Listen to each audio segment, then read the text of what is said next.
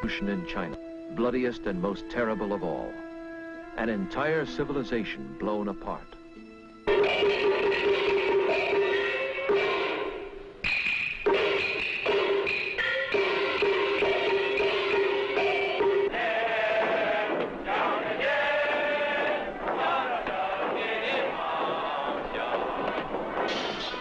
There are 700 million Chinese today, 1/4 of the human race, and they are taught to hate.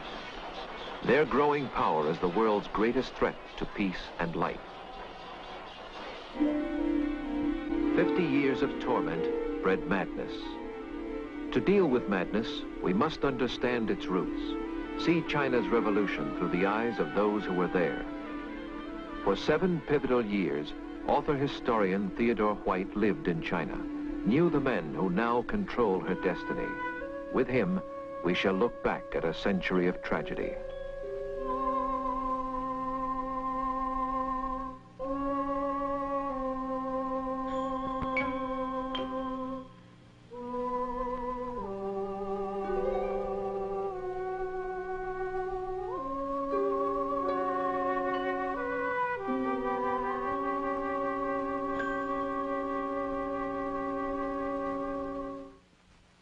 For 18 years, we of the West have been excluded from China.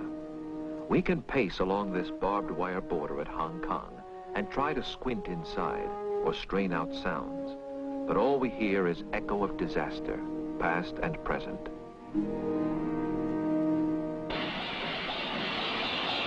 When we ask why, there is no other book of answers but the history of this century. For both of us, Chinese and Westerners, have shared the blunders that transformed our greatest friend in Asia into our greatest enemy. Theodore H. recalled. Those of us who lived in China in the crisis decade remember it all so differently. So close they were in friendship to us, fingertip close. And now their fists are balled in anger. They were looking for some entry into the modern world, and nothing in their ancient culture could give them any guide to the turbulence they found, nor could we help them. It was a quest, a 50-year search for some new kind of government, some new form of order. And in the end, they moved from tyranny to tyranny, from the tyranny of Confucius and the Manchu emperors to the tyranny of communism and Mao. And in between, we have only fitful glimpses of what happened, snatches of photography so tantalizingly incomplete to explain what happened. It all began in mystery and goes on today in mystery. For 2,000 years, we tried to read this Chinese mystery, but read it for a book of myths, entrancing age-old myths, brought back by travelers from beyond the mountain walls of Asia, where they had found a land of changeless wonders.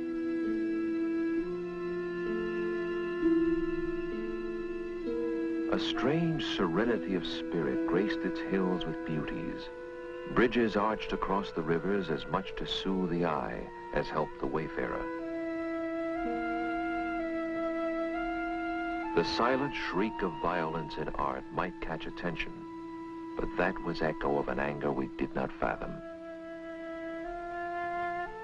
The same mythical serenity rested on all the fields of this land of peasants, a biblical rhythm carrying men from sowing to harvest, from birth to death, in apparent contentment. The old myth held that China had solved the great secret of government. Confucius, half god, half sage, had taught order and duty. These make government. Each man fixed in place, bound in obedience to those above, as those above were bound in obedience to the will of heaven. The emperor they called the Son of Heaven, Tianzi, because only he interpreted the will of heaven in his land. For 1,500 miles ran the Great Wall, sealing in a nation so proud it knew itself only as Zhongguo, the Central Kingdom. All other men, barbarians. For 2,000 years, behind this wall, proud China knew herself invulnerable. For centuries, China let barbarian Westerners dock only at Canton to buy her precious silks, her porcelain, her tea. To pay for these, Englishmen introduced opium from India. By 1830, this trade was booming. China protested, burned the opium, and the bark of English warships as war broke out in 1839 first shattered myths of Chinese power. The result, defeat, disaster. Aboard a British warship in 1842 came humiliation, with China forced by treaty to yield Hong Kong outright and open 4 more coastal cities to British merchants and their opium. Where Britain led, others followed. Rival powers raced each other to carve proud China as spoils. English, French, Americans, Germans, Russians demanded privileges, colonies, concessions. In 60 years had won the right to govern, try, punish Chinese in their own land. In China's capital, Peking, where from these ancient altars countless emperors had sought the mandate of heaven, the myth of heavenly rule persisted still. But deep within the palaces where China's Manchu emperors reigned, by 1900, that myth too was dead. For here ruled China's evil spirit, the Empress Dowager Cixi, a Manchu concubine, bedmate to an emperor for whom she had produced an heir. A woman with a gift of malice, said to have poisoned her own son upon his throne, installed her infant nephew as emperor, killed his mother, had then imprisoned him in 1898. An ignorant woman, but unchallenged ruler of the empire. Her court, a whispering of ladies-in-waiting and eunuch favorites. Chief among them, eunuch Li Lianying, as depraved as she. When told China needed ships to fight the foreigners, they used naval appropriations to build a marble pleasure boat in a nearby lake. Only one conviction bound her to her people, hatred of the contemptuous foreigner who tramped her land. 1,000 villages deep in China mirrored her primitive hatred of the foreign devil. Moreover, their passions had found flag and leaders as a secret brotherhood, the Boxers, began to flourish. Kill the white man, burn his mission, said the Boxers, claiming magic charms could make their bodies impervious to Western bullets. With the Empress' consent, in early 1900, they began to kill. One of America's great novelists, then a missionary child, was at the time in China. Miss Pearl Buck recalls, the Empress Dowager had issued an edict that all white people were to be killed, and many had been killed, especially in the north, in Shandong, where men, women, and children, missionaries and business people too, had been killed. But we were so fortunate because we lived in the province of Jiangsu, and we had a very good viceroy, an intelligent man, and he knew that it was folly for the old empress to think that she could gain anything by killing the missionaries and the business people, because there would be terrible retribution. And so he was so courageous as to insert a negative, a no, a not, into the imperial edict, so that it read, we were not to be killed. And that's what saved our lives. Here at Peking, within these massive walls, for almost 2 months, 3,000 foreigners and Christian converts gathered under siege to fight for life. Their sandbagged embassies a bastion against Boxer fanatics. From around the world, navies rushed troops to raise the siege. Britons, Americans, Russians, French, Germans, Japanese raced with field guns and modern rifles, whose bullets no Boxer magic could resist. Victory was swift, punishment ruthless.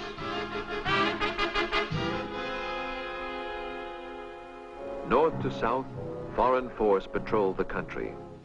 Japanese soldiers began to explore China's wealth and covet more.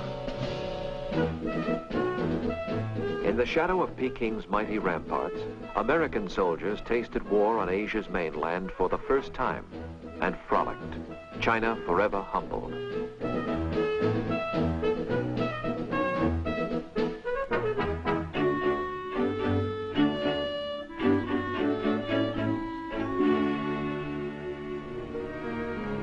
Foreign diplomats and generals debated China's fate. This land of endless villages, crowding each other against the skyline, was it really a nation or only a geographical expression? These peasants, was their recent outburst of passion a passing madness or something deeper? Their government smashed, still they toiled as they had for centuries in the three great river valleys falling from the heights of Central Asia to shape their country. In the north, Manchuria and the valley of the Yellow River cradled one kind of Chinese for whom Peking, the Manchu capital, was their center.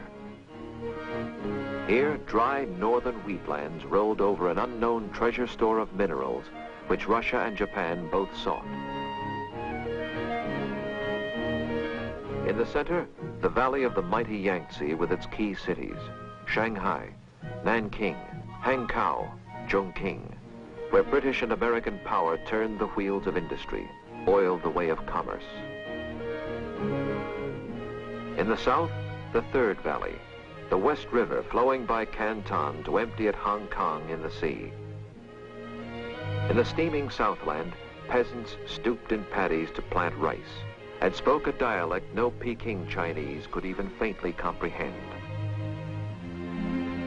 The coastal cities, where most Westerners lived, squirmed with jostling people, animal energy, humans used as beasts in street and field.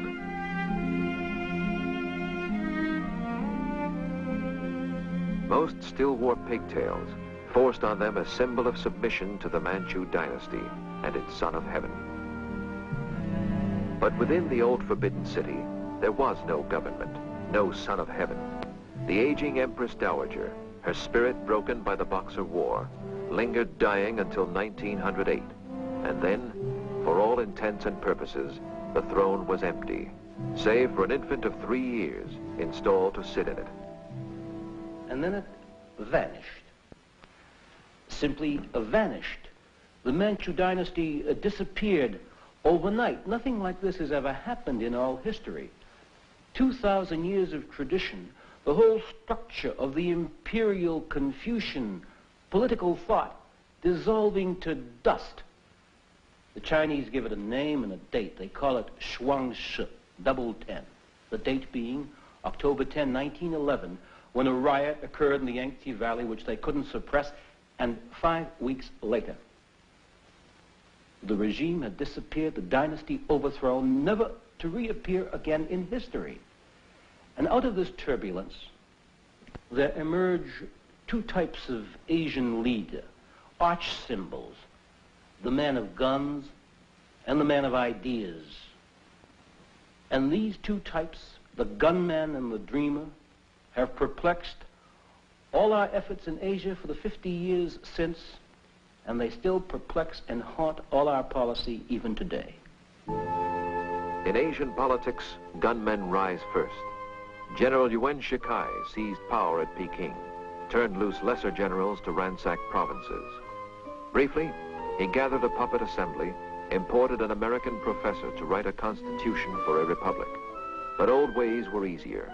Returning to Confucian order in 1915, Yuan named himself emperor, and 6 months later died.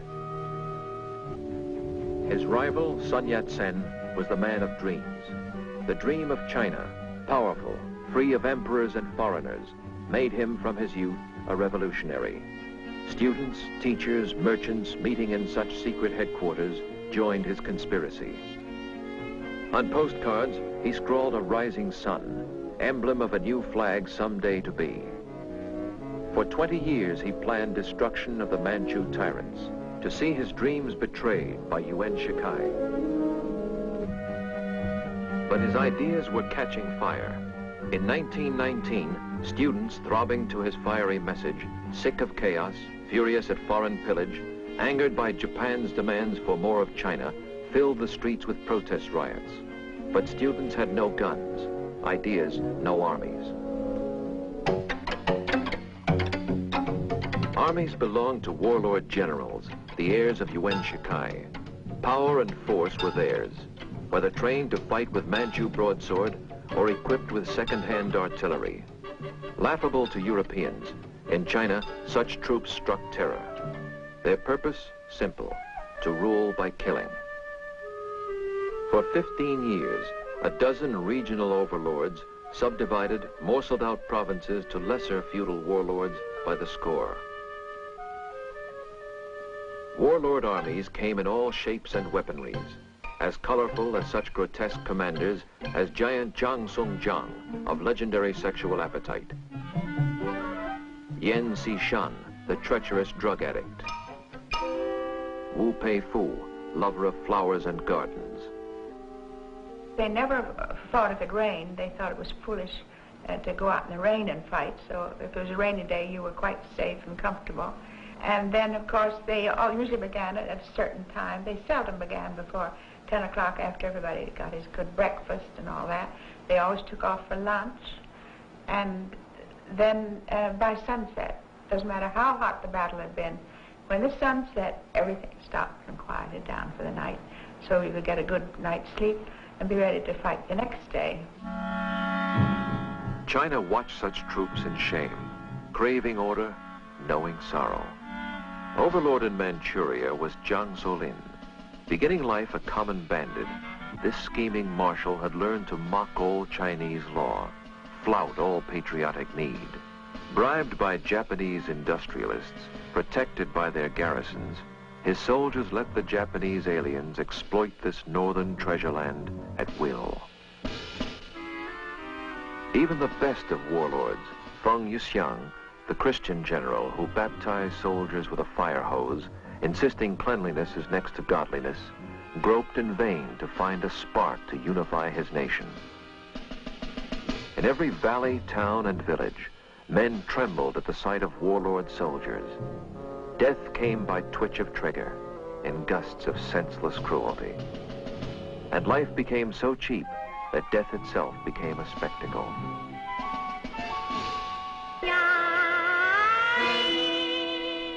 Children, growing up, became inured to violence, a culture of scholars transformed by killing.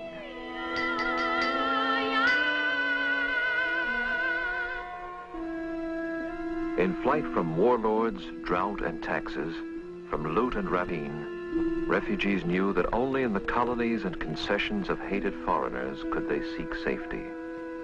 Here, beggars for their bread, they might find mercy. A former State Department officer, Ernest Price, remembers China in the mid-20s. We hit the country at a time of terrific heat wave and at the same time drought in the great valleys. As our train pulled through this area, little boys at the stations would come out pot-bellied, spindle-legged, and holding out their hands and saying, "Da lao ye, da lao ye, please, master, please." We were horrified. We'd never seen anything like it. And one of our legation officials said, "Now, boys, I want to tell you something. Don't let this get under your skin, this sort of thing. You're going to see a lot more of it in China."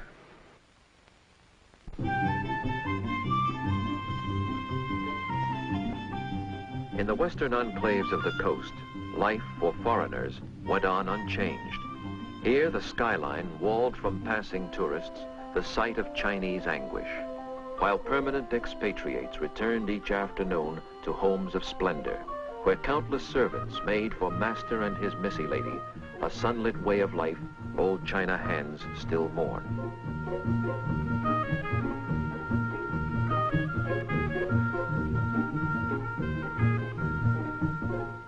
From Shanghai, foreigners controlled most Chinese industries, mines, mills, and railways.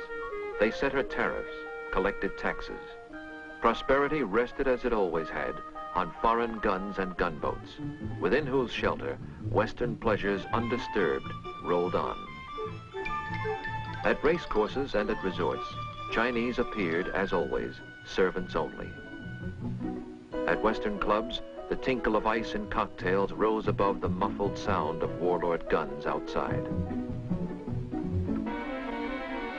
Yet even in Shanghai, if one listened, one could hear another note. In the streets, students were calling for revolt, middle-class youngsters, yet their message caught the ear of workers too. By 1925, a ferment unsettled every major city. Symbol of all protest was Sun Yat-sen, who called on China to slay the dragon of imperialism. Slowly, through the early 1920s, Sun Yat-sen had somehow built a government, won a tiny southern foothold at Canton, ringed by hostile warlords. By 1924, the aging revolutionary had learned ideas and guns must go together. Ideas he hammered into three principles called Sanminjuyi.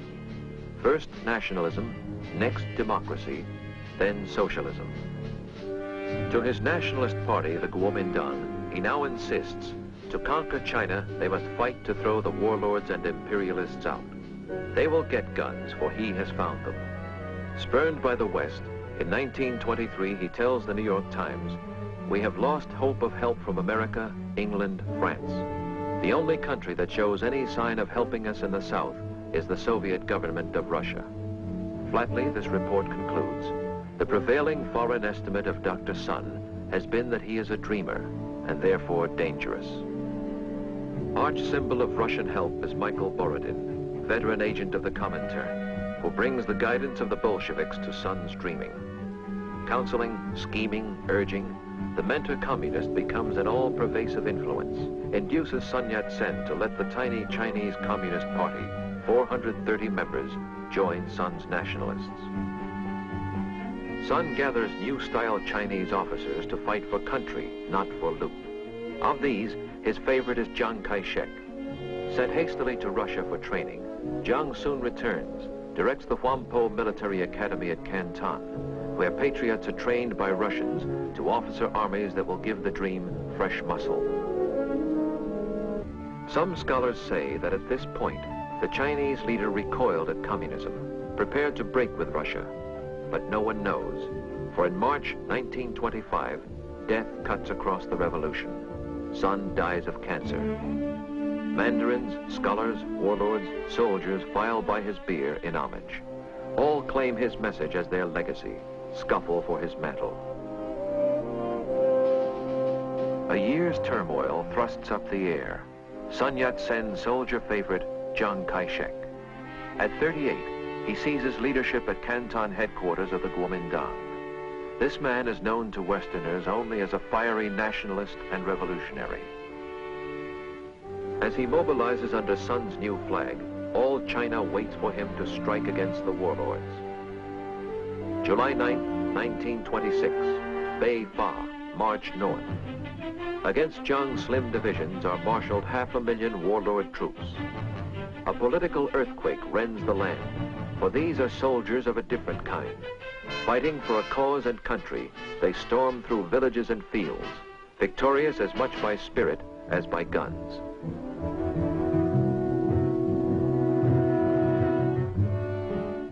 Accompanied by Borodin, a Russian staff, their wives, Chiang's headquarters pushes north by train. A forward fan of young revolutionaries, nationalist and communist alike, precedes the troops, calling to arms peasants and workers who surge to join the banners of the new day dawning. Among them, then unnoticed, is a communist intellectual, Mao Zedong, then 33, directing scores of peasant agitators to summon fury for the revolution. By fall, they take Hankow. The nationalist revolution moves its capital there, and then exultantly raids the British concession, burns down foreign buildings, tears down foreign flags. The tide rolls on, from Hankow down the river. In April, Chiang Kai-shek has reached Nanking, and then a pause. Chiang waits. Upriver in Hankow, left-wing leaders of the Kuomintang no longer trust their army's leader at the front. Borodin is urging, get rid of Chiang Kai-shek. In 4 short years, the communists have grown to 60,000 members. They urge the left-wing nationalists. No revolution is complete until peasants own their land, workers their factories. Chiang disagreed. Scholars of Chinese history still debate with enormous fury exactly what happened next and why. But I think it's the classic revolutionary question. Who gets power? To whom the fruits of victory? No one knows what went on in Chiang Kai-shek's mind, but I think one thing must have been clear to him. Either they were going to get him or he was going to get them. And he wasn't about to be dismissed the way Sun Yat-sen had been dismissed from power by warlords so often. It was a question of who would strike first, and he struck first. April 12, 1927 in Shanghai was the night of terror, as Jiang's troops rounded up and butchered hundreds of communists, students, union leaders, anybody they suspected. And when the day rose, he was in complete control of all the lower Yangtze Valley. And after that, for months and months through 1927, it becomes a great big bloody boiling stew as left-wing and right-wing fight and warlords get into the act and communists try to stage uprisings, and it all ends, it ends in tragedy. Because for so long this country, torn apart, had waited for a government to give it unity and dignity. It expected so much of this revolution. And now they found that revolutionaries can be butchers too. And this long, tormented quest for a new order was to end in this squalor. And it ended finally in December 1927 in Canton, when, on orders from the Comintern, the communists attempted to stage a massive uprising and seize that industrial city, and the Kuomintang struck back with counter-terror. Professor Earl Swisher witnessed the event. The nationalist forces came in on Tuesday afternoon. There was fighting and burning of parts of the city during the night, and then the mop-up came on Wednesday morning, after the coup had lasted only about 48 hours. Identification of communists was a very simple matter. They had wrapped red kerchiefs around their necks to identify them as communists, and when the coup collapsed, these were hurriedly stripped off to remove the identification, but in the rather humid climate, the red scarves left marks on their necks, and so that a communist was anyone with a red neck. The destruction of communists was a very simple process of rounding up everyone with a red stain on his neck and executing it. Some thought communism in China forever quenched, but Mao Zedong did not. He had escaped and watched in hiding. He would return to fight another day. In the cities of the Yangtze, children and teachers, businessmen and soldiers pulse to Jiang's call. To north, south, and east, warlords still ring him round, but the winds of fortune favor his expansion. May I introduce to the audience the President of the National Government of the Republic of China. Long live the Three People's Principle. Long live the revolutionary spirit of the nationalist China. A fresh new face enters his life, the beautiful Mei Ling Sung, sister of Madame Sun Yat-sen, American-trained, Wellesley educated. Jiang takes her hand in marriage. She is to be a major shaping influence in all his future thinking. By 1929, Jiang has built a majestic mausoleum for Sun Yat-sen at his new capital, Nanking. There, the body of the hero is brought. Pearl Buck remembers that day. Chiang Kai-shek came in and roused great hopes in everyone. I remember the first time I ever saw him was at the funeral of Sun Yat-sen 4 years after Sun Yat-sen died. His embalmed body was brought to Nanking to be buried in the great new tomb on the mountain there. It's the first time I saw him face to face, a very striking man with very striking, bold black eyes. And he had a presence, and I think that he might have been a great first emperor if there had been a throne to sit upon.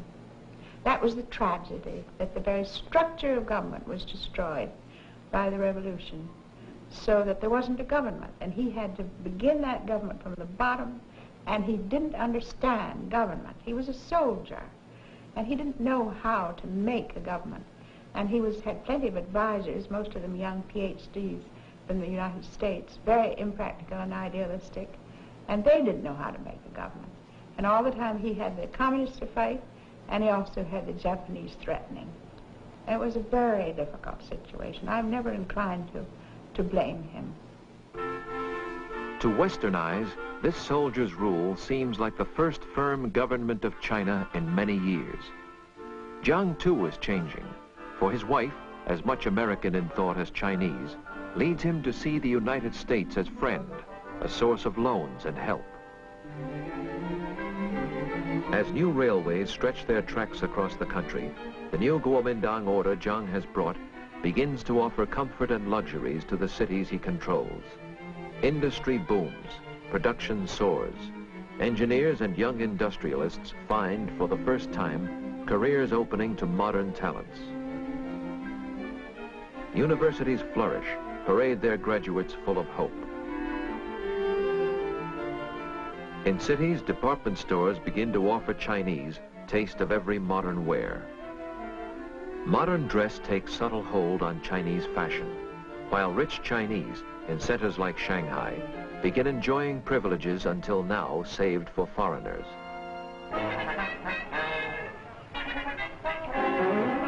I'm in dear old Shanghai, and I'm dancing, sweetheart, with you.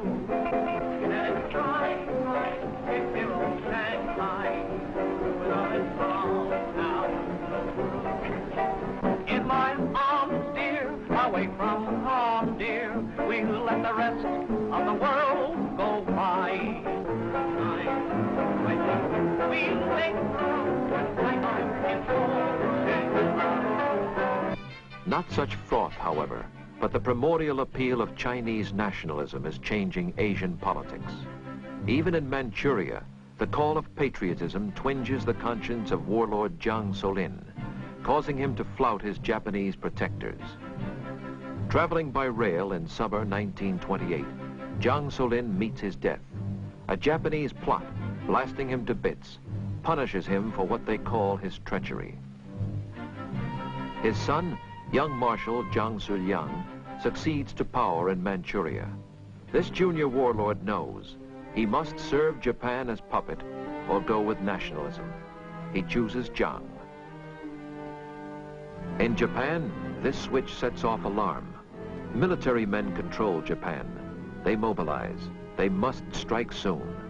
They know if Jiang extends his sway to vast Manchuria, if China's 400 million people unify, then they must certainly lose the Asian mainland. September 18th, 1931. Attack begins, which Marshal Jiang Suliang's warlord soldiers cannot stop, and Chiang Kai-shek is powerless to help.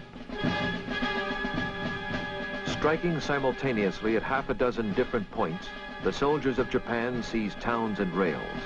By spring of '32, they hold all Manchuria, rename it Manchukuo, a puppet state at their command.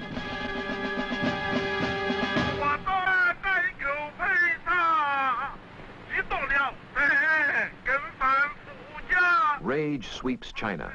Generals exhort their troops to stand by for the counterblow, demand a war of national resistance to Japan, right now. For Jiang, the problem pinches. His foot soldier armies may be stronger than old warlord armies, yet they lack tanks, have old artillery, are just beginning to understand the airplane. He knows they cannot match the modern weapons of Japan. Not only that, he leads a nation still divided. The communists, struck down for good in 1927, have somehow swelled by '32 to major force again. It was as if a ghost had risen from the dead. When Mao had fled in '27 with his 1,000 communist zealots, he was already disgusted with Borodin and clumsy Russian doctrine. He felt the key to revolution in Asia lay in the peasants of the countryside, not the big city proletariat. 80% of all China's peasants lived in bleak and filthy villages, treated like brutes, imprisoned by officials, landlords, loan sharks, and Mao's idea was simple. Turn the hidden peasant anger against the local gentry, the local rich, as well as the unknown foreigner.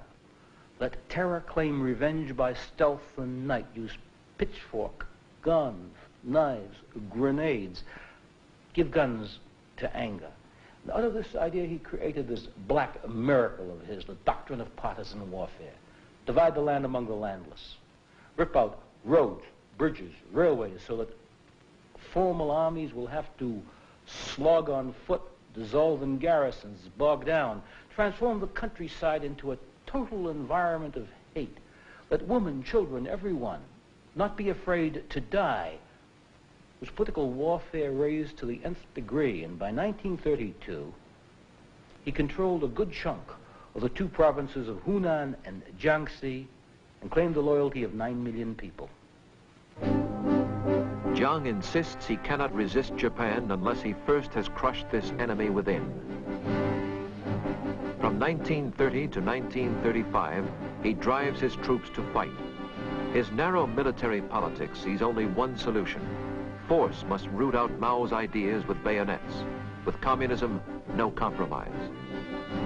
Year after year, this civil war goes on as expedition after expedition grinds into failure in peasant ambuscade, guerrilla war.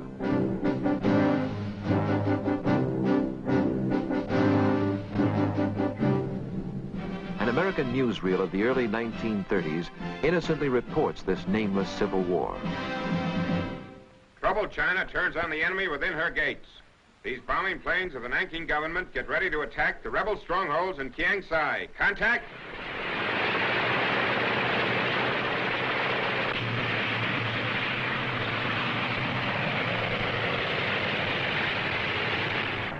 High over the mountains, movie tone flies with the air forces of President Chiang Kai-shek. This is an actual bombing raid, and as we sight the first of the rebel villages, we commence the attack.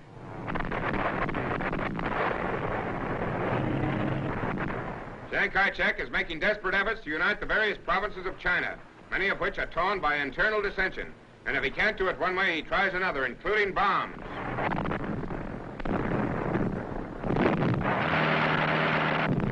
China, Far East, land of ancient culture, land of bloodshed, rebellion, and war.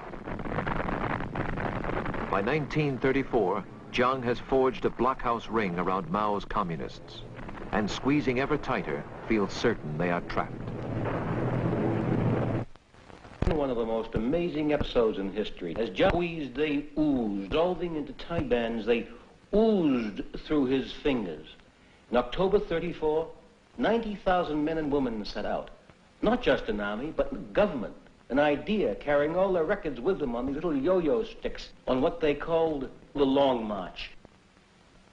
It's a 1,000-mile trek they made from Jiangxi in Hunan, south to Guizhou and up to the Guizhou Plateau, and up across the foothills of Tibet, and then down again out of the mountains, down into Shanxi, where in these dry and windswept hills, they made their base.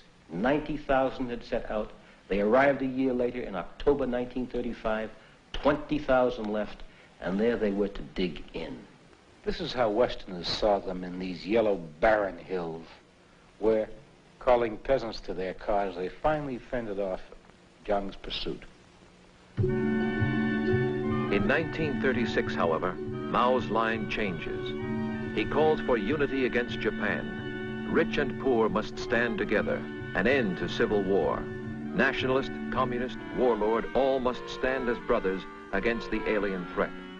This new line appeals to millions, but not to Chiang Kai-shek. He, his inner councils, and his generals persist. Final mop-up of the communists must still go on, entrusted now to friendly warlords in the north. Yet mysteriously, this final mop-up stalls. The most important front against the communists is held by soldiers of Manchuria, driven out by Japanese. These homesick troops have little stomach for killing other Chinese. Led by young Marshal Zhang Suliang, they itch to tackle Japanese. In December 1936, Jiang flies off to see the young Marshal in Xi'an, to flog him on to sterner effort. In Xi'an, however, communists have convinced the young Marshal that civil war must stop.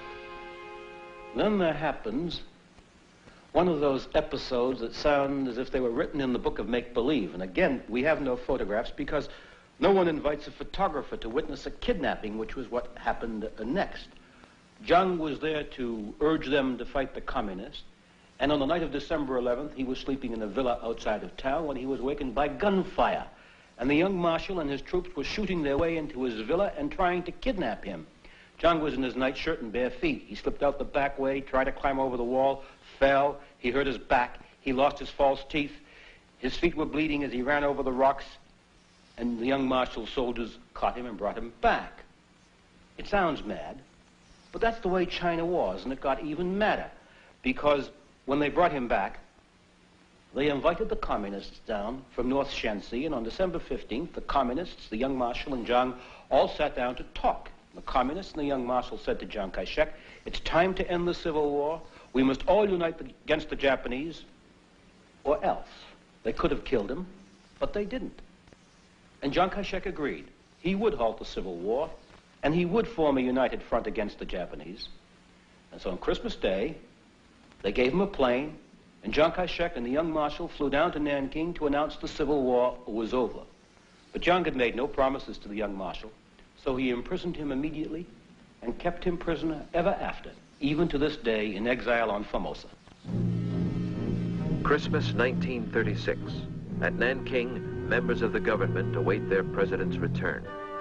In pain, he hobbles out, announces to the world, a popular front of Kuomintang and communists will now, united under his command, turn to face the menace of Japan.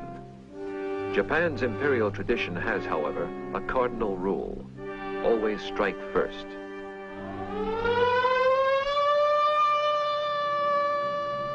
July 1937. The war is on. The Japanese now seek total conquest, not just another chunk of territory.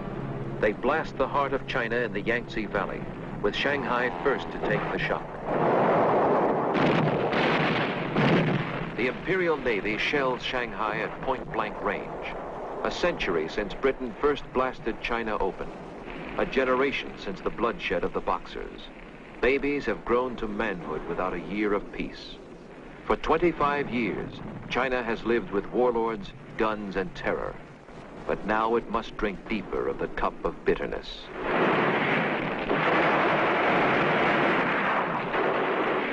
Nanking this morning had its 28th raid. I am speaking to you just as the echoes of exploding bombs have died down. Death comes from the clear blue sky, just as it has come to thousands of our innocent people throughout the length of our land.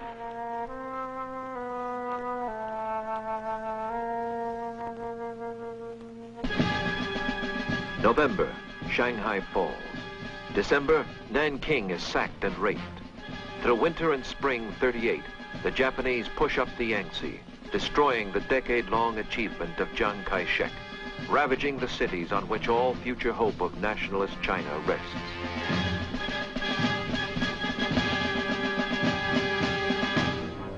In the north, a different vision of tomorrow's China guides the communists. In a village in a mountain gulch, they make a capital, Yan'an. Headquarters have paper windows, furnishings of bamboo. Their troops are called the Chinese 8th Route Army. But the United Front dissolves. Red generals ignore Jiang's orders. Their strategy makes an independent war against Japan. In rear areas like Yan'an, soldiers raise their food. Mao himself grows tobacco. Zhu De, the Red Army's commander-in-chief, hoes his own cabbage patch. Peasant women spin and sew the cloth for uniforms. Fashion straw sandals for the soldiers. The mind of Mao Zedong sees warfare differently from other men. I remember Mao Zedong saying to me that Americans thought the communists would lose, that they saw the communists in the hills of Yan'an walking around with straw sandals, a ragamuffin army, and he said that any wise European who had seen George Washington's people at Valley Forge would have said that George Washington was going to lose. He said, "It's true," he said, that the Japanese and Chiang Kai-shek have electricity, airplanes, tanks, and we have nothing, he said. But then he said, the British had all those things and George Washington didn't have electricity.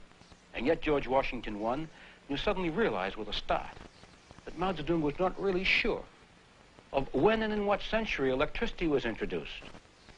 That the structure of his knowledge was totally different from the structure of Chiang Kai-shek's and ours. Mao's knowledge of Asian war, however, is unmatchable. With these generals, he lifts the doctrine of partisan warfare to new levels. Lin Biao directs Kangda, training school for guerrilla leaders. Zhu De deploys guerrilla bands hundreds of miles in Japan's rear. The people are the sea, says Mao Zedong. Guerrillas are like fish who swim in the sea. Within a year, such troops gather 200,000 peasant soldiers. The Japanese may seize cities, but the 8th Route Army holds all North China countryside about them. In the Yangtze Valley, however, all through summer '38, fortress after fortress of Chiang Kai-shek falls. The Japanese crunch on. By October, his last 2 citadels are doomed. First Canton, then 4 days later, Hankow falls. Killing prisoners, spreading horror where they go, the Japanese convince themselves that sheer stark terror will now at last persuade the nationalists to quit. The war is won.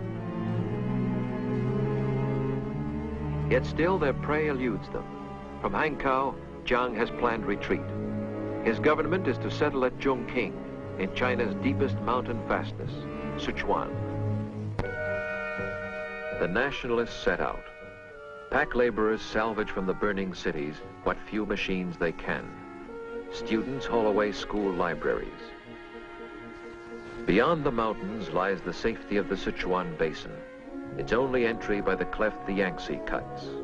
A steeper climb, say Chinese poets, than the climb to heaven itself.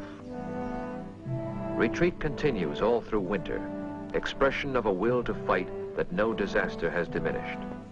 Up through these gorges, they pull or pole their boats, until finally, in 1939, the rearmost echelon of the sad procession drags through.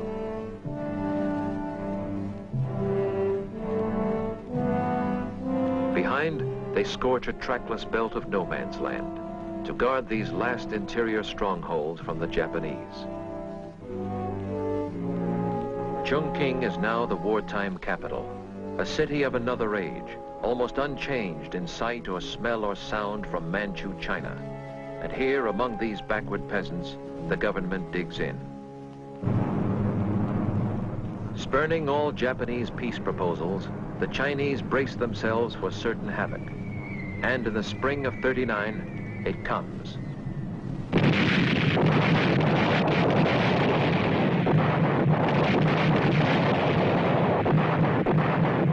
Day and night, the bombs continue, yet Jiang persists.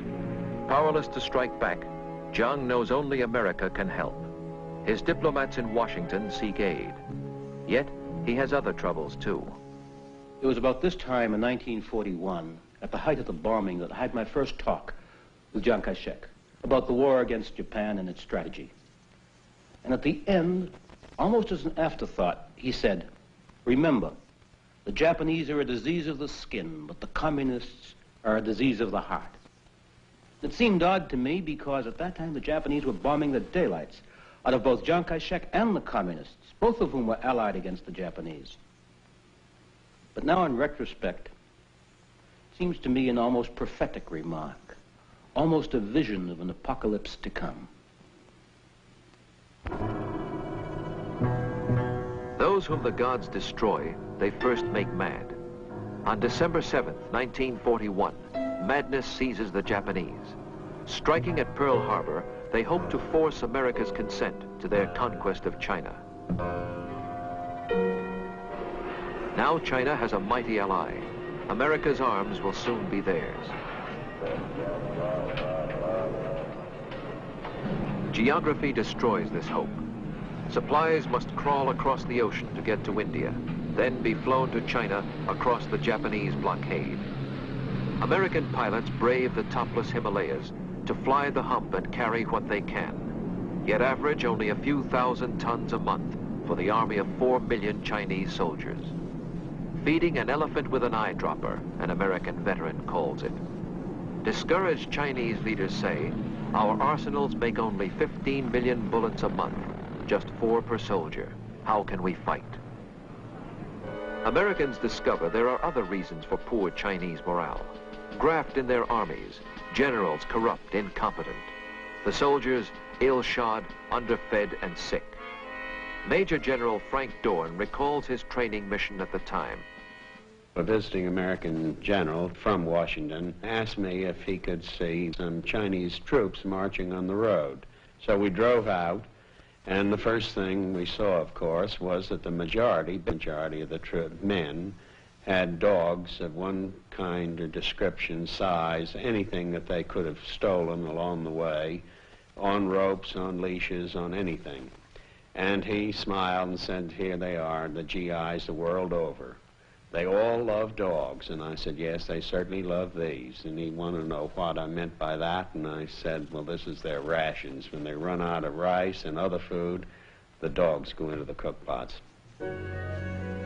Commanding General for America is Joseph Stilwell. A soldier's soldier, his mission is to train a Chinese army to strike back. In India, training thousands of Chinese flown back across the hump, Stilwell learns to know their true ability. But he grows bitter at their government, which cannot nourish them. He feels they can attack and win if led by honest officers, insists that Jiang reorganize his army to throw incompetence out. In Chungking, this pressure irritates the Generalissimo. He knows that victory is guaranteed by efforts of his allies. His thoughts are on the aftermath of victory, the final struggle for power yet to come. A weariness of spirit seeps through his government. Something fades. They wander alien through this anachronistic city. The fronts are far away. America's flying tigers guard the skies. Their background of big city life cuts them from direct involvement with these peasant people. Little luxuries, little pleasures occupy too many minds, too long exhausted by the years of sacrifice. Yet nonetheless, the prestige of Jiang's government grows. Foreign diplomats court his favor, do him honor.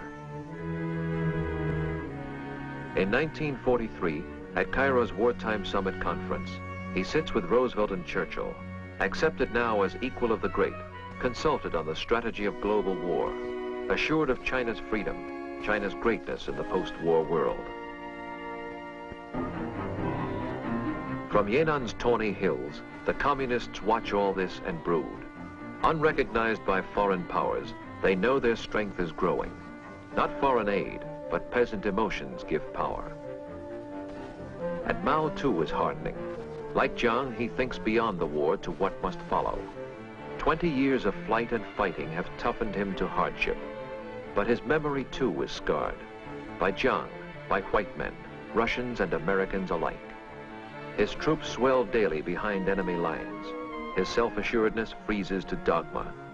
He has been right so often when others made mistakes. His truths become, for communists, a holy script.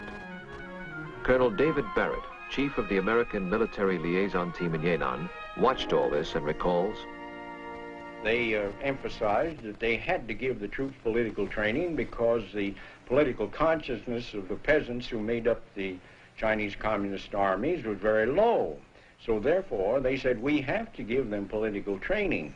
I told them, I said, in the United States Army, we look with disfavor on giving political training. We think we should devote our whole time to military training. Well, they said that is not the case in our Army because we consider military training and political training as equally important, and one cannot be neglected for the other.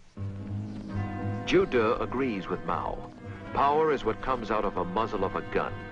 But ideas, politics, must motivate the man behind the gun, a concept the nationalists only dimly grasp. Theodore White recalls how powerful communist motivation could be. I went with a group of Chinese nationalist guerrillas who were organizing resistance behind the Japanese lines. And there was a young nationalist lieutenant and 2 horsemen and myself. And we traveled behind the Japanese lines for, I'd say 2 or 3 days. And then the Japanese flushed us. And we ran like mad. And they chased us all day. And by the time we arrived in a mountain village at night, the horses were completely worn out, saddle-galled and their flanks heaving. And we were as tired and just as scared. And we asked the villagers to give us water and fodder for our horses. And I heard the young Chinese officer say, "Woman Shabalu Jun, we are of the 8th Route Army." And I said to him, "Look, we're nationalists, not 8th Route Army guerrillas." And he said, "Shut up. If we tell them we're nationalists, they won't feed our horses or water them." It was the first sense I'd ever had of the political grip the communists had acquired on the minds and the hearts of the people in the occupied areas. As war wears on, American aid increases, and Jiang is pleased. Reviewing the new divisions Stilwell has trained and equipped, Jiang hoards these splendid forces. They will be useful later. Stillwell violently objects. He wants to use them now against Japan. He has no interest in future civil war.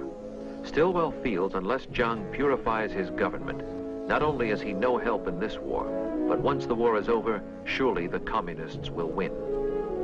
Their quarrel grows. From Washington flies a mission to heal the nasty breach under Major General Patrick Hurley, an Oklahoma politician. Jiang sees this as more white man's arrogance, a meddling in the politics of China. No compromise is possible, and Stillwell is relieved of command in 1944. Certain American involvement in Asia will be long and tragic. The world rejoices as in 1945 the Japanese surrender, the guns they hope forever stilled. To sign the document of surrender aboard the Missouri, the Allies, America, England, Russia, invite Japan's first victim, China. In their eyes, China's only spokesman is Chiang Kai-shek, who sends nationalist generals to represent his people. The communists are absent. For Chinese, this is but the curtain to an act, the climax yet to come in clash with communists. To stop this dreadful prospect, General Patrick Hurley, now named ambassador, flies off to Yan'an. He urges Mao, "The war is over, let there be peace. Let Mao and Jiang divide the country politically, but unify both rival armies under a central government. America will underwrite the deal." Hurley puts a plane at Mao's disposal to explore the proposition in Chongqing.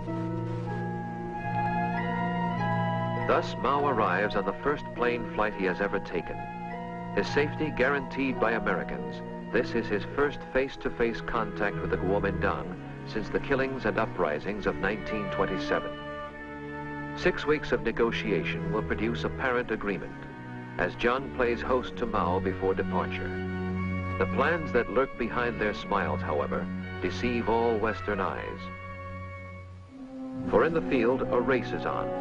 Across the land, the broken Japanese must sign defeat, yield cities, garrisons, and guns.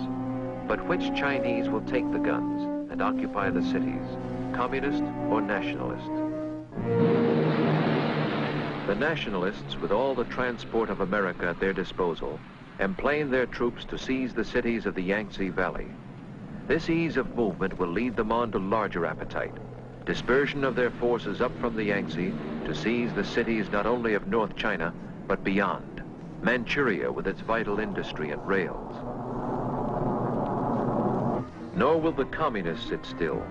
Together, Mao and Zhu, like Jiang, decide the key lies in Manchuria. They choose Lin Biao as field commander to make the dash. From Yan'an and North China, they will strike east and north, while Jiang is readying troops to move from Yangtze ports and airfields. By foot and pack train, Lin Biao sets out. The Russians have temporarily occupied Manchuria by the surrender terms with Japan. Communists expect to get from Russians surrendered Japanese equipment and guns and hold the countryside before Jiang arrives.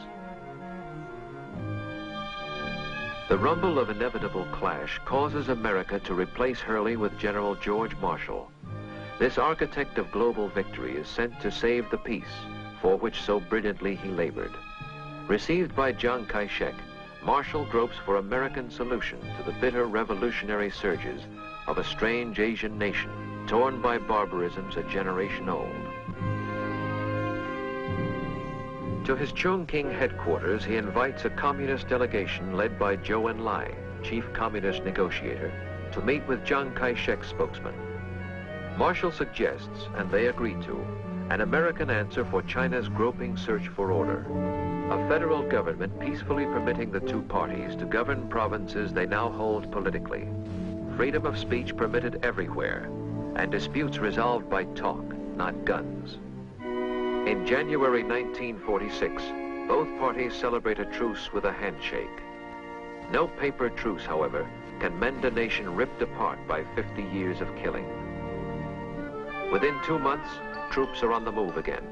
Each side blames the other, but 100 savage skirmishes now flare to full-scale war. Manchuria is the cockpit of the struggle. The industry Japan has built and left is the greatest prize in China. Jiang's American-equipped troops seize all major cities to find a hollow triumph. The Russian occupiers have looted every factory before withdrawal. Ripped-out sockets show where great machines once stood.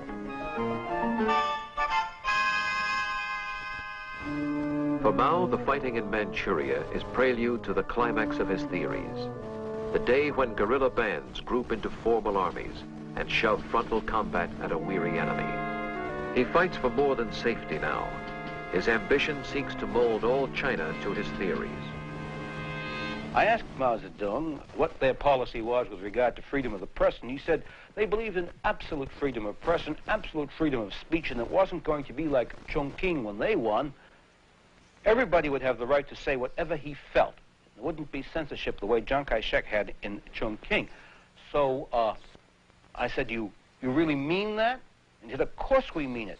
And I said, do you mean that if you come to power, anybody will be able to print anything he wants in a newspaper or publish any newspaper he wants? And Mao Zedong said, of course, he said, except for enemies of the people. Nor did he ever define, and I was too young to ask him to define what he meant by enemies of the people. Obviously, now it means anybody who disagrees with him. In summer 46, Jiang returns his government to Nanking, and once again, as 17 years before, reports the victory of his cause at Sun Yat-sen's mausoleum. The fighting in the north is only distant thunder in the Yangtze Valley. American advisors urge he seize this moment to win the hearts and firm the loyalties of his people by new reforms. Thus, in Nanking, Jiang convenes a Congress to write a modern constitution, in one last try to govern China by the order Sun Yat-sen has preached. But the thrust of all his background is still military. His troops must win by force of arms. With American arms, he feels the communists can be crushed, but his troops dig in to garrison rail junctions, cities they have occupied. American advisors insist such static defense is major error. They say he pins down his best divisions where communist guerrillas will isolate them. Queen city of Jiang's victorious China is Shanghai, restored at last to Chinese rule, all foreigners' concessions wiped out. While battle flares in the northern provinces, Shanghai seems to thrive.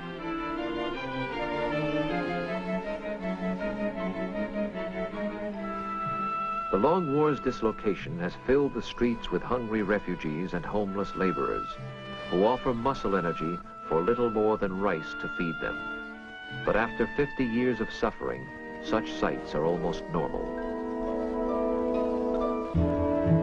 What worries Shanghailanders most is this, their money. For slowly, then more swiftly, through 46 and 47, the cost of distant civil war destroys the value and the meaning of these bundled paper dollars. Inflation ruins the vital middle class of all the cities, the one great source of Jiang's political support. Novelist Stephen Becker remembers the panic years. The inflation was heartbreaking. When I got there in August of 1947, the exchange rate was 60,000 yuan to $1 American. And when I left in September of 1948, it was 20 million yuan to one. But people on relatively fixed incomes were just ruined. In the summer of 1948, my wife and I had a continental dinner at one of Shanghai's best hotels.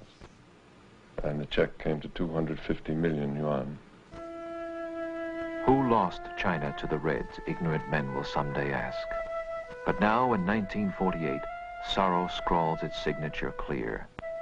Too many years of death and flight, too many dreams betrayed.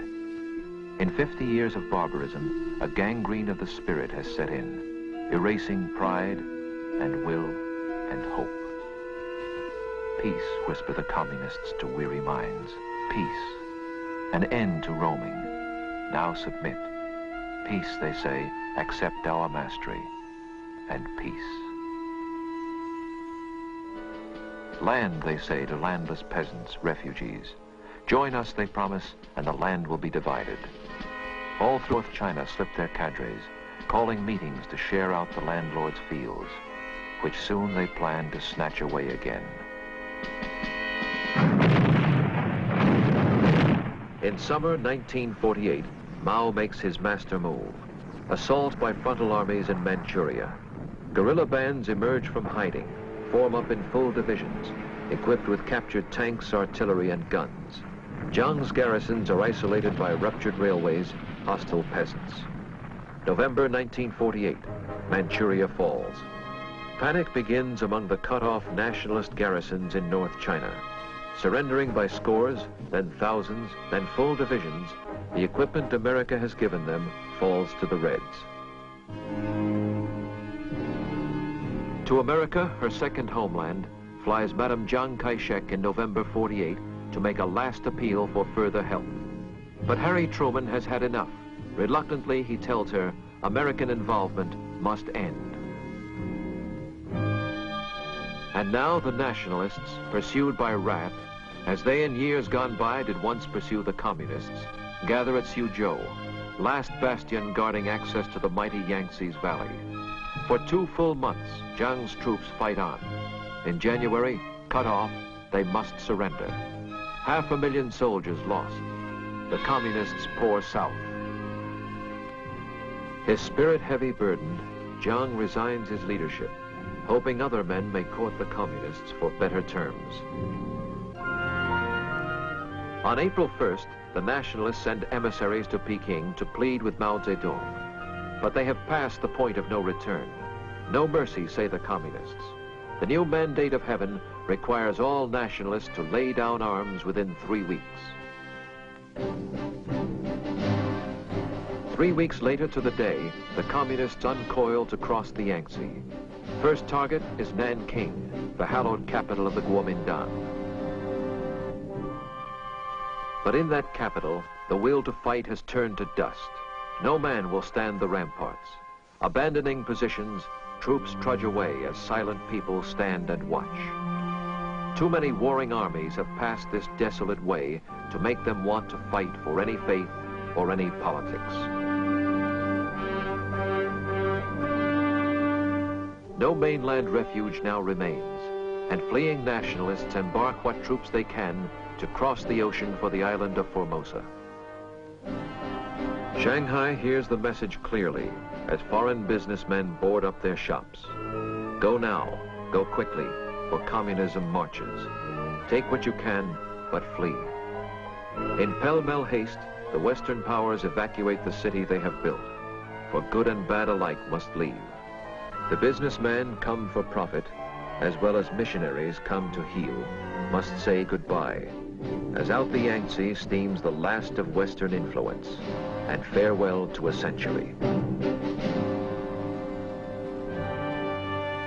May 27th, 1949. Down Shanghai's princely avenues, the pleasure boulevards of yesteryear, rolls the victorious red tide. In 6 more months, all China will submit. Red Star triumphant, hoisted over the world's most ancient nation. Silently, the crowds observe their newest conquerors. Today, in 1967, the marble altars of Peking still beseech the will of heaven as always. Chinese still gather here to listen to the voices that interpret heaven's will.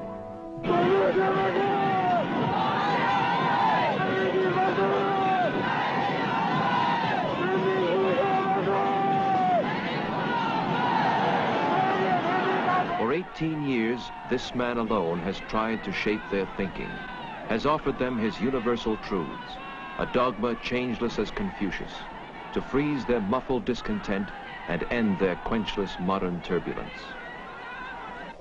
The image shown his people has been a teacher, grandfather benign, yet all have learned that those who cannot read his lessons will be crushed. His aging mind still lusts for permanent strife. The theme he preaches to old and young alike is hate. We are small militiamen fighting U.S. imperialism. Uncle, we must grow up quick and go to liberate Taiwan.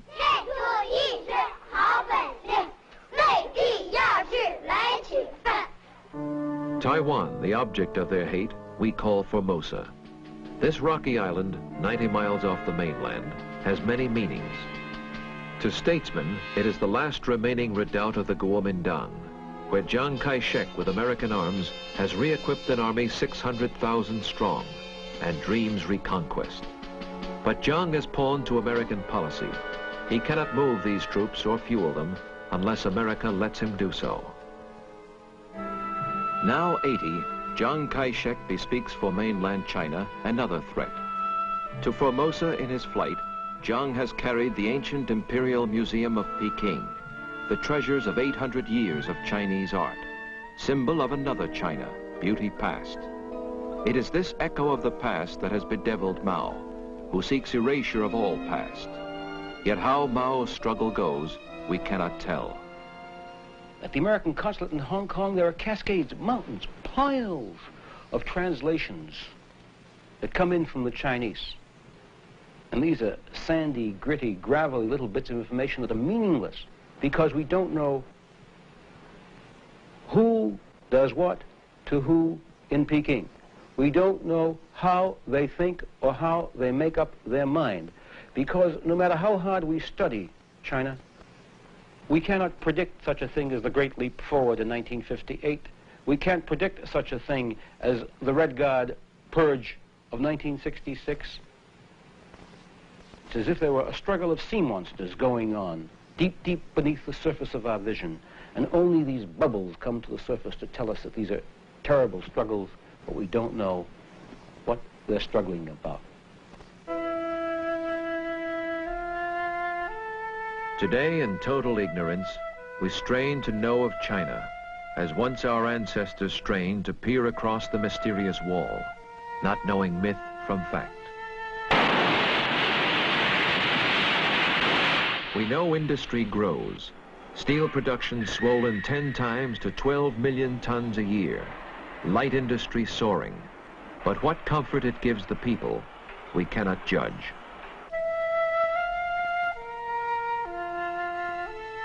We know beyond this wall live people of dazzling historical ability. The forefathers of these students first invented paper, printing, books, gunpowder, the clock, the compass. In 1967, they loft rockets. In 65, they synthesized insulin. In 64, they unlocked the atom secrets. From behind the wall rise boastful statistics. But we know that China's people hunger, have barely survived one of the worst famines in all history. That driven by communist cadres, peasants work in communes, today still beasts of labor as their fathers were.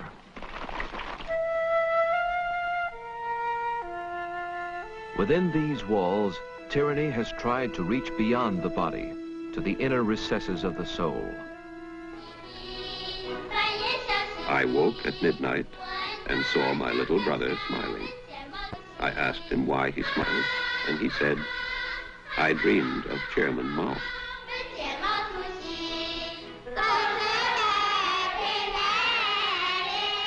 The purpose of all learning is to fathom what goes on in Chairman Mao's mind. This mind holds all the truths that ever were or will be. Neither age, nor place, nor class has allowed escape from pounding, the chanting of Mao's litany in railroad stations, in stores, at work. Even those who built the wall so long ago must be forgotten, they have been told. No history but Mao's. The aging leaders who shared the hills of hiding 40 years ago, trekked the long march, withstood Japan, America, the Kuomintang, must now again pass judgment on their revolution. They writhe and split.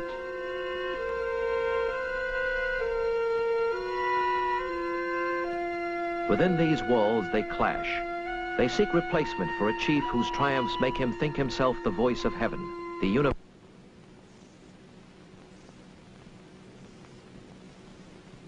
This is their bomb. In 10 years' time, there will be more.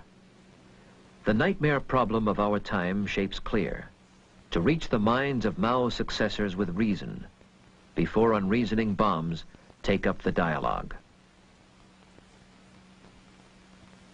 It does no good to mourn the past.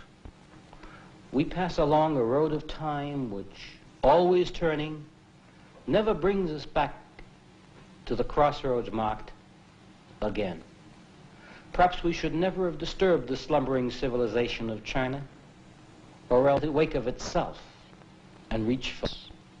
Perhaps China is too vast to be governed by mercy. Yet if Chinese mind craves order, they must be brought to recognize they are the biggest factor in the world's disorder. And we must untangle the madness of their mind. The most difficult task in the world is to reach the minds of men who hate you. We do not flinch from the immediate tasks to guard our skies, defend our friends.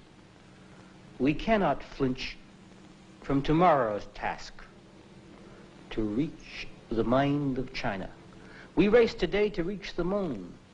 To reach that mind is a task of equal difficulty and far greater urgency.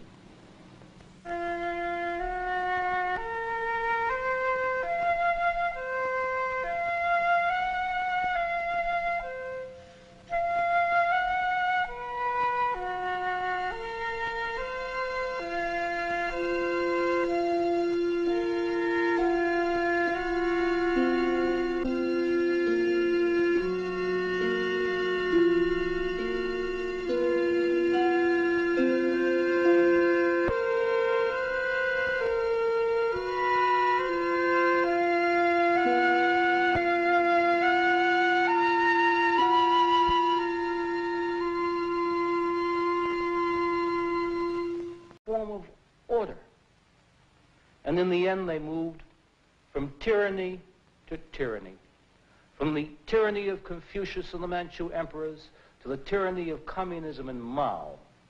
And in between, we have only fitful glimpses of what happened, snatches of photography so tantalizingly incomplete to explain what happened. It all began in mystery and goes on today in mystery. For 2,000 years, we tried to read this Chinese mystery, but read it for a book of myths, entrancing age-old myths, brought back by travelers from beyond the mountain walls of Asia, where they had found a land of changeless wonders.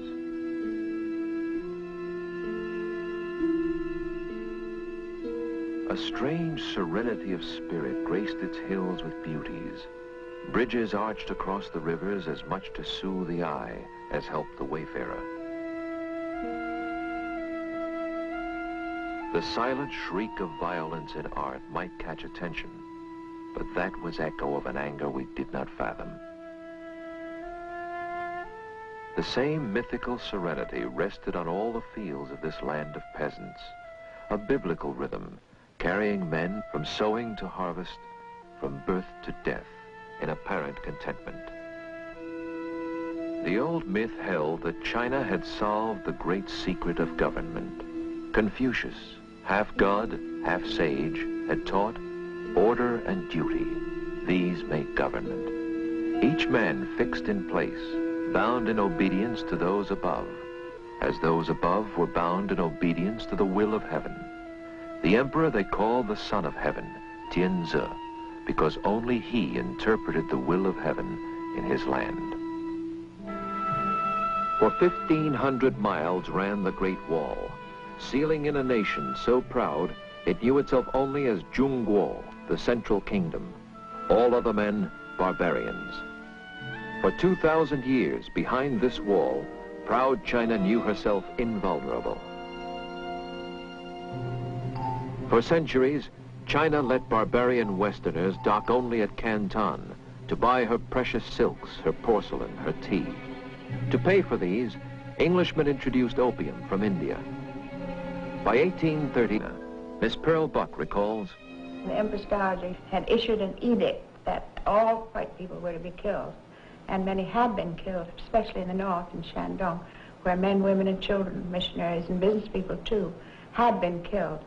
But we were so fortunate because we lived in the province of Jiangsu, and we had a very good viceroy, an intelligent man, and he knew that it was folly for the old empress to think that she could gain anything by killing the missionaries and the business people, because there would be terrible retribution. And so he was so courageous as to insert a negative, a no, a not, into the imperial edict, so that it read, we were not to be killed. And that's what saved our lives. Here at Peking, within these massive walls, for almost 2 months, 3,000 foreigners and Christian converts gathered under siege to fight for life. Their sandbagged embassies a bastion against Boxer fanatics. From around the world, navies rushed troops to raise the siege. Britons, Americans, Russians, French, Germans, Japanese raced with field guns and modern rifles, whose bullets no Boxer magic could resist. Victory was swift, punishment ruthless.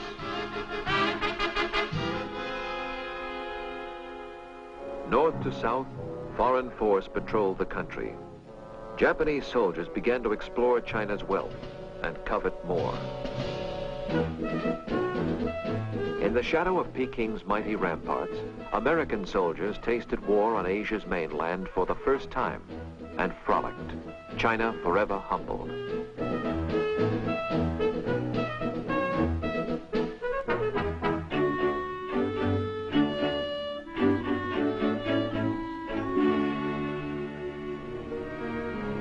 Foreign diplomats and generals debated China's fate.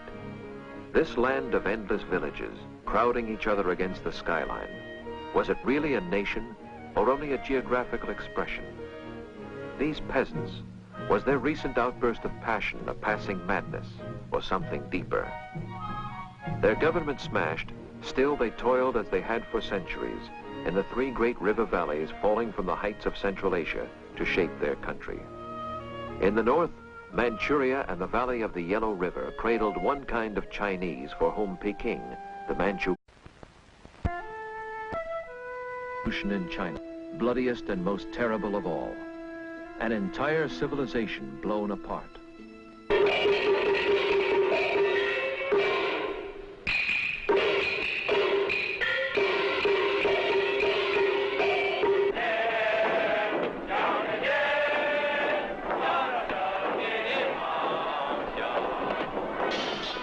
There are 700 million Chinese today, 1/4 of the human race, and they are taught to hate. Their growing power is the world's greatest threat to peace and life. 50 years of torment bred madness. To deal with madness, we must understand its roots, see China's revolution through the eyes of those who were there. For 7 pivotal years, author-historian Theodore White lived in China, knew the men who now control her destiny. With him, we shall look back at a century of tragedy.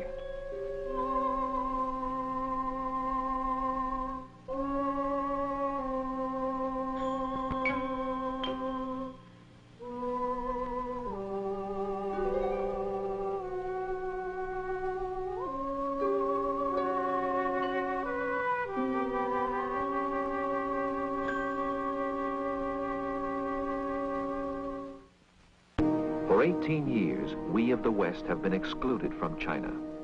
We can pace along this barbed wire border at Hong Kong and try to squint inside or strain out sounds, but all we hear is echo of disaster, past and present.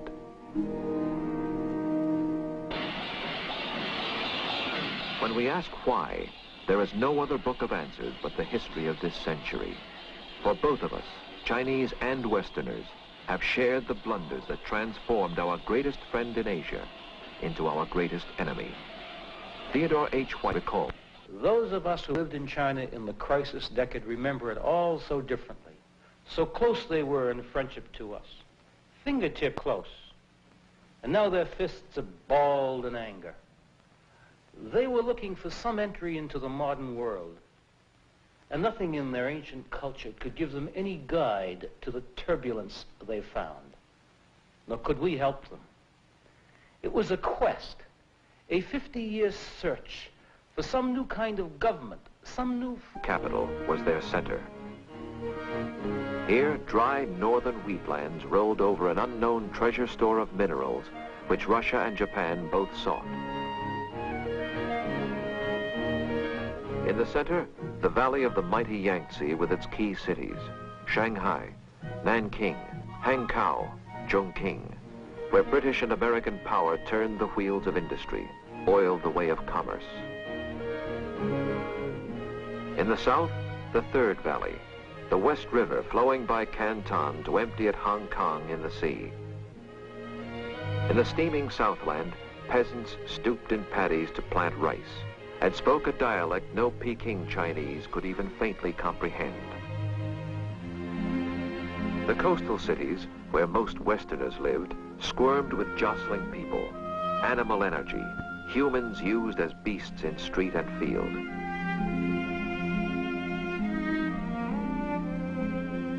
Most still wore pigtails, forced on them a symbol of submission to the Manchu dynasty and its son of heaven. But within the old forbidden city, there was no government, no son of heaven. The aging Empress Dowager, her spirit broken by the Boxer War, lingered dying until 1908. And then, for all intents and purposes, the throne was empty, save for an infant of 3 years installed to sit in it. And then it vanished. Simply vanished. The Manchu dynasty disappeared overnight. Nothing like this has ever happened in all history. 2,000 years of tradition, the whole structure of the imperial Confucian political thought dissolving to dust. The Chinese give it a name and a date. They call it Shuangshi, double 10. The date being October 10, 1911, when a riot occurred in the Yangtze Valley which they couldn't suppress, and 5 weeks later, the regime had disappeared, the dynasty overthrown, never to reappear again in history. And out of this turbulence, there emerge two types of Asian leader, arch symbols, the man of guns and the man of ideas. And these two types, the gunman and the dreamer, have perplexed all our efforts in Asia for the 50 years since, and they still... This trade was booming. China protested, burned the opium, and the bark of English warships as war broke out in 1839 first shattered myths of Chinese power. The result, defeat, disaster.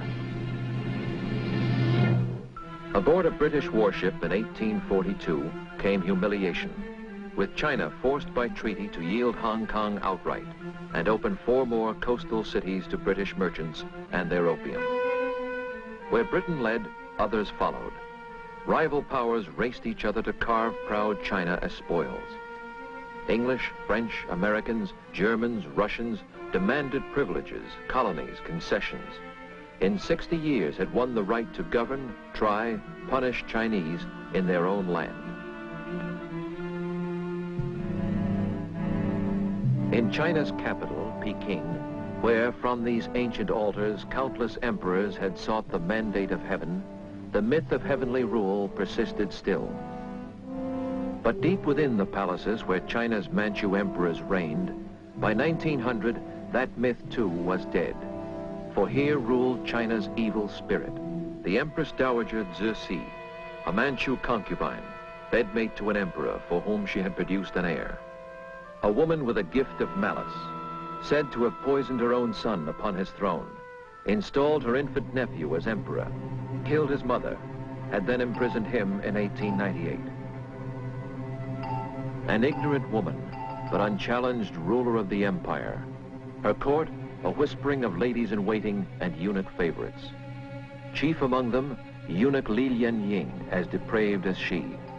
When told China needed ships to fight the foreigners, they used naval appropriations to build a marble pleasure boat in a nearby lake.